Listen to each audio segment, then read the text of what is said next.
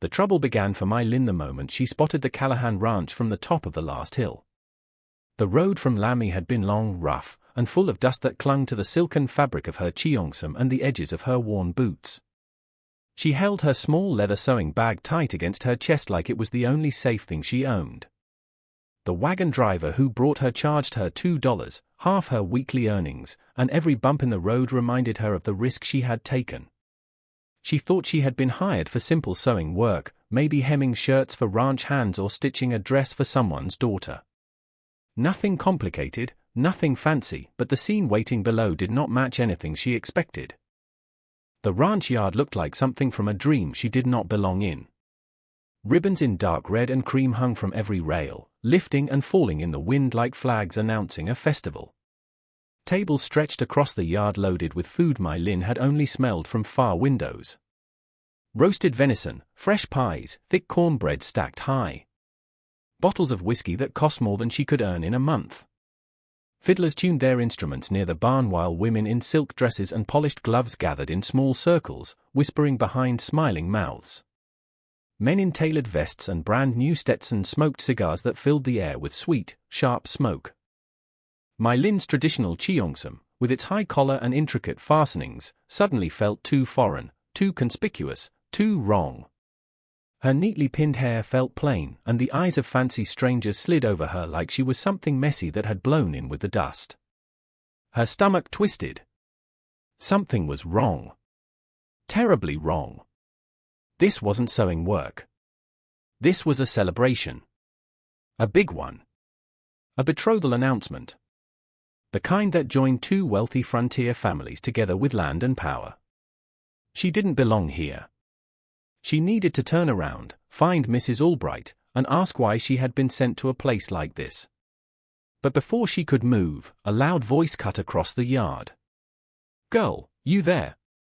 The shout froze her in place. A man stumbled toward her, red-faced from whiskey, wearing an expensive suit that smelled like tobacco. He looked her up and down with cold judgment. "Fetch me whiskey, the imported kind, and move those sewing scraps." "You're blocking the path." My Lin's throat tightened. She tried to speak, but he only waved her off like she was less than nothing. Laughter rose around her. The sting of humiliation burned hotter than the sun on her neck. Her feet backed up on their own, desperate to escape, but her heel caught on uneven ground and she stumbled.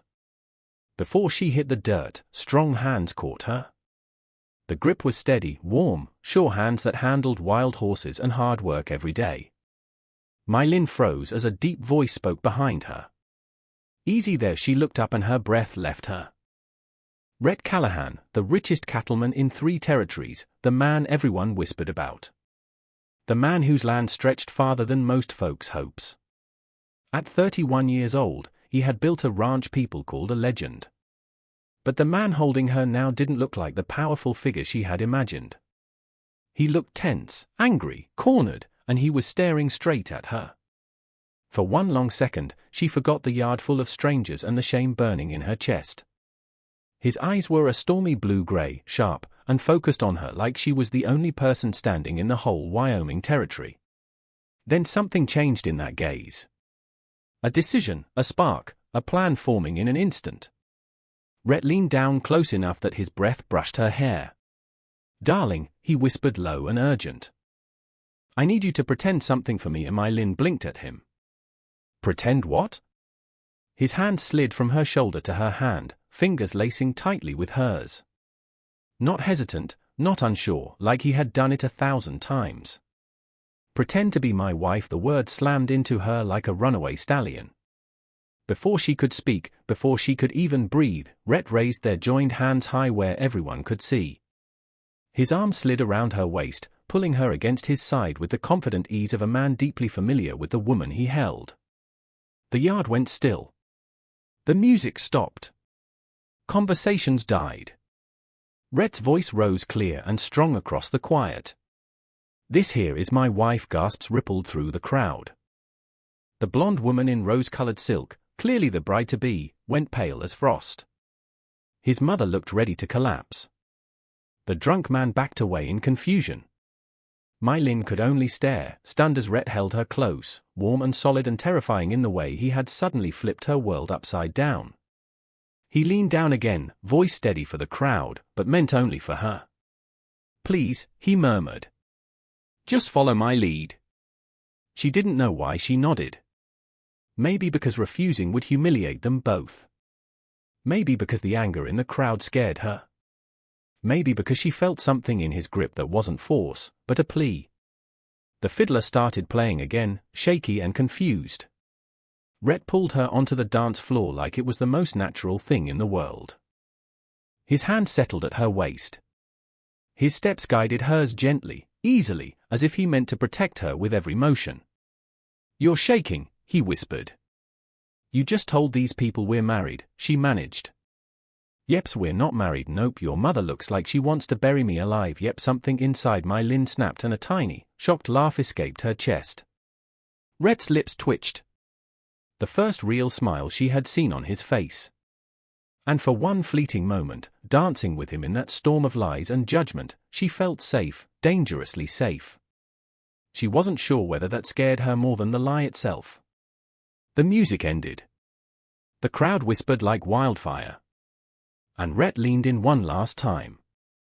"Just a little longer," he said softly. "I promise I'll explain everything." But My Lin had no idea that stepping into his arms that day would change her entire life. And Rhett Callahan had no idea he had just broken the first rule of the dangerous bargain he was about to propose. He had touched her. He had held her. And that was the first step toward breaking the one condition he had sworn to keep. Never fall in love. My Lin woke before dawn the next morning, her heart still pounding from the chaos of the day before. She lay on her narrow boarding house bed, staring at the ceiling, listening to distant footsteps on the stairs and the soft breathing of her mother in the next room. The walls felt thinner than ever. Her life felt thinner than ever. Nothing made sense anymore. Yesterday, she had walked into the Callahan ranch, expecting to take a few measurements. Instead, Rhett Callahan had grabbed her hand in front of half the Wyoming territory and called her his wife. His wife. The word had rung in her ears all night, settling in her chest like a stone and a spark at the same time.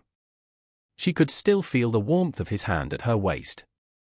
The steady way he had guided her across the dance floor, the strange safety she felt in his arms, even though her entire life was crashing around her.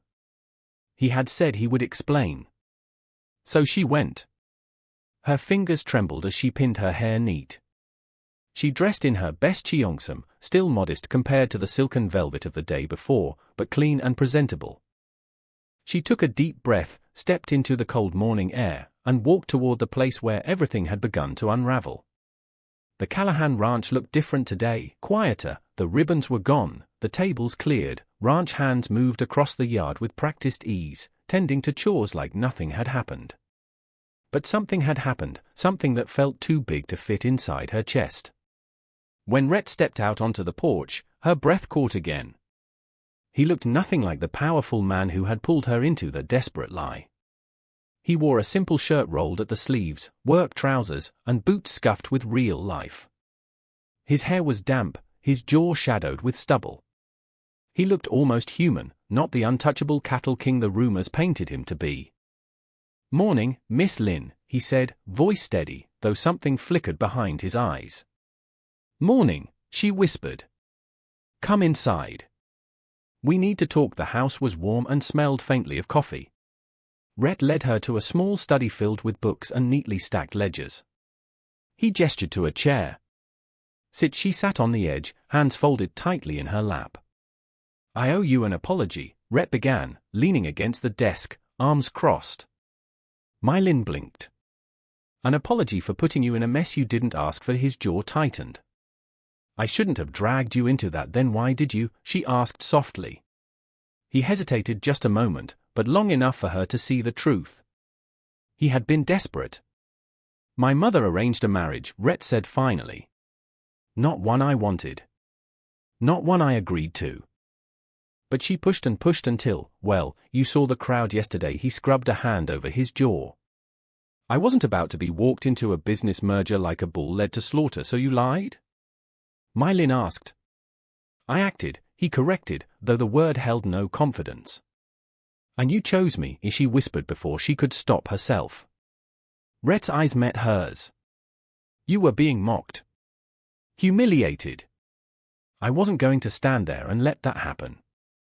Not to you. Heat rushed up her neck. She looked away quickly, but not before she saw something in his gaze she couldn't name. He reached into his vest and handed her a folded sheet of paper. Read this. Her hands shook as she unfolded it. It was a contract. A real contract. In clear handwriting, it spelled out an arrangement so impossible she could barely process the words. In exchange for pretending to be Rhett Callahan's wife for 1 year, he would pay her mother's entire debt.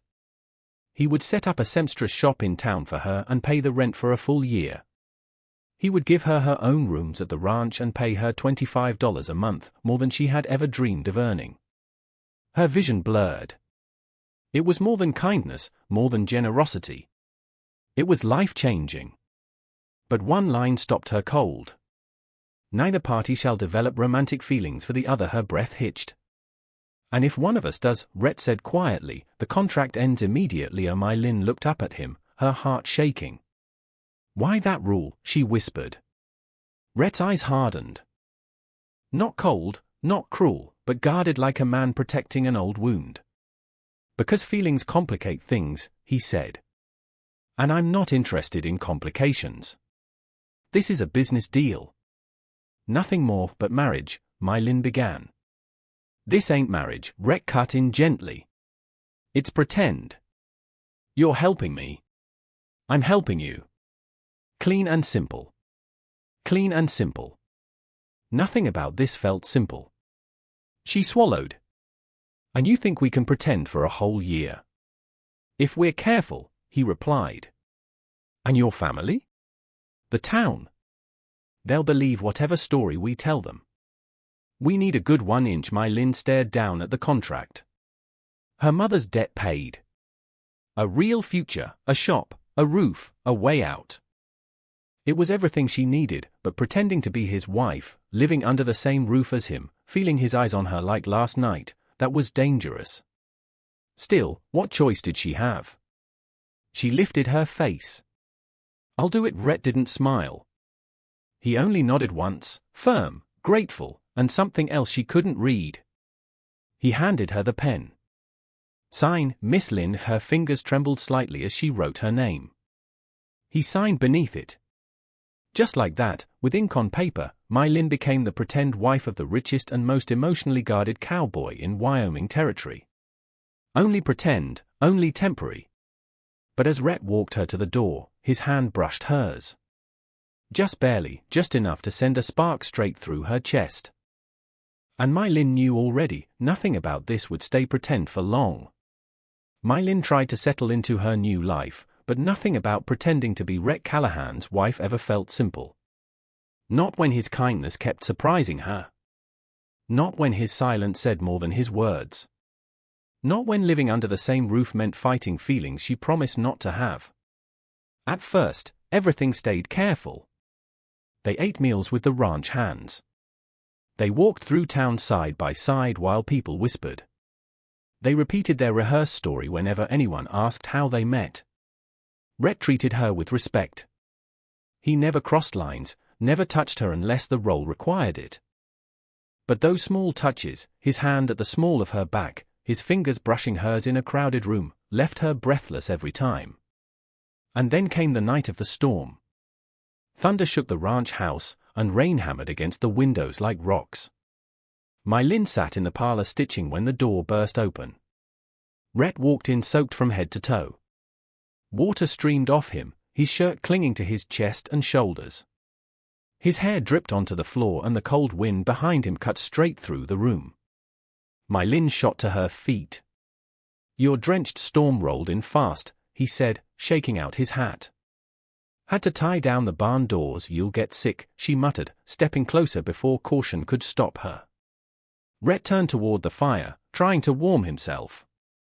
Steam rose from his clothes, his boots squished with every step. She should have walked away. She should have kept distance, but seeing him shiver made something deep in her chest twist.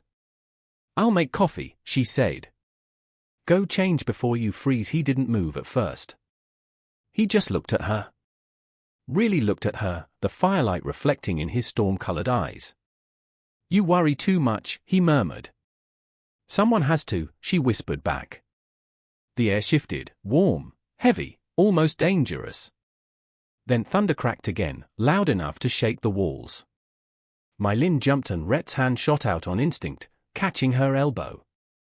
It should have been nothing, a simple touch, but the heat of his hand spread through her like fire. His fingers lingered, his eyes dropped slowly to her mouth. The room felt too quiet, the fire too bright, his nearness too strong. For one terrifying moment, she thought he might kiss her. But he pulled back suddenly. I should change, he said gruffly. And coffee sounds good. He walked away fast, boots trailing water, leaving My Lin alone with a heart beating out of her chest.